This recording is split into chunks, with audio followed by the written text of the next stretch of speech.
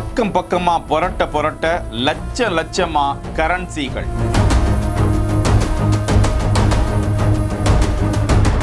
நூதன முறையில் மறைத்து கடத்தி வந்த விமான பயணி.